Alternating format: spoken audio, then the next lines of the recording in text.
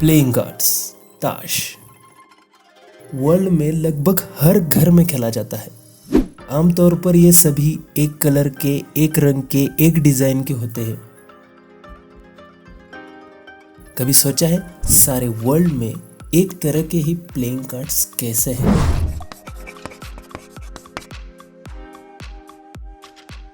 लगभग 9th century में तांग राजवंश के लोग चीन में ताश खेला करते थे। वो पहले पेड़ों के पत्तों पर अलग अलग डिजाइन बनाकर उनसे खेला करते थे। उसे उस वक्त लीफ गेम कहते थे।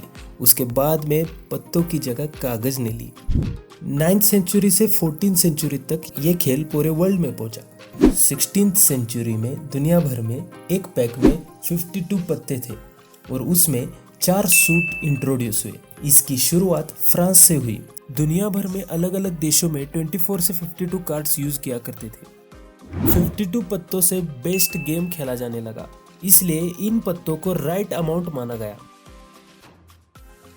इंग्लिश का हर्ट मतलब पान, डायमंड मतलब ईट, क्लब मतलब चीड़ी और स्पेड मतलब हुकुम। ऐसे 4 सूट थे। हर एक सूट में 10 स्पॉट्स मतलब नंबर वाले कार्ड्स और 3 कोड कार्ड्स थे मतलब तस्वीर वाले कार्ड्स। कोड कार्ड्स का नाम ऐतिहासिक और पौराणिक नायक के नाम पर रखा गया था। इसराइल के महान राजा और बाइबल किंग डेविड के नाम पर स्पेड यानी हुकुम का राजा बना। इसी तरह हर्ट के राजा का नाम चार्ल्स मैग्ने, डायमंड के राजा का नाम जूलियस सीजर और क्लब के राजा का नाम अलेक्जेंडर द ग्रेट के नाम से पड़ा। इसी तरह रानियों के नाम भी थे। स्पेड्स की रानी पलस, हर्ट्स की रानी जूडिथ, डायमंड की रानी रेचल और क्लब की रानी अर्जेनी। शुरुआत में राजा हमेशा बड़ा पत्ता था, लेकिन बाद में सबसे छोटे पत्ते इक्के को विशेष महत्व दिया गया। कारण ये था कि 18th सेंचुरी के एंड में फ्रेंच रिवॉल्यूशन हुआ। उसमें एक विचार तेजी से फैलता गया। निम्न वर्ग को राजा से शक्तिशाली दिखाने के लिए एस हाई गेम खेला जाने लगा। कार्ड्स में हर्ट का राजा जिसे मूछें नहीं है, विदाउट मस्टैच, साथ में उसने अपनी तलवार को अलग ढंग से पकड़ा है, जैसे मानो खुद को नुकसान पहुंचा रहा है। इसी वजह से उसे सुसाइड किंग भी कहते हैं। बिना मूछे और तलवार छुपाने के कारण उसे द फॉल्स किंग भी कहते हैं।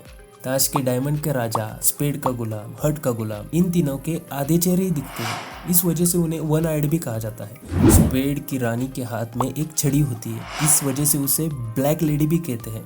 पुराने जमाने में क्लब की रानी के हाथ में फूल था, उसे फ्लावर क्वीन कहते थे। लेकिन अभी नए पैक में सभी रानियों के हाथ में फूल दिए गए हैं। स्पेड का एक का सबसे बड़ा कोड कार्ड होता है, उसे कार्ड ऑफ डेथ भी कहते हैं। मिडिल एज में 4 सूट को इकोनॉमी के 4 पिलर्स माना था, जैसे कि हर्ट को चर्च, स्पेड को मिलिट्री, क्लब को फार्मर्स मिडिल क्लास और डायमंड को व्यापार। 1860 में यूनाइटेड स्टेट में सबसे पहले जोकर इंट्रोड्यूस हुआ। यूचरे नामक खेल में ये कार्ड बेस्ट बॉलर था। ये कार्ड एक्स्ट्रा ट्रम्प कार्ड से भी यूज किया करते थे। कई जगह ब्लाइंड लोगों के लिए भी ताश के पत्ते प्रिंट हुए, इसमें वर्ड्स और डॉट फॉन्ट बड़ा करके प्रिंट किया गया।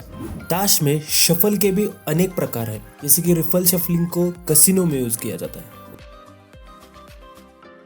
उसके अलावा ओवरहैंड शफलिंग, हिंदू शफलिंग, फरामो shuffling, one hand shuffling, faro shuffling और ऐसे बहुत है। प्राचीन भारत में भी ताश जैसा एक खेल खेला जाता था, जिसे गंजीफा कहते थे।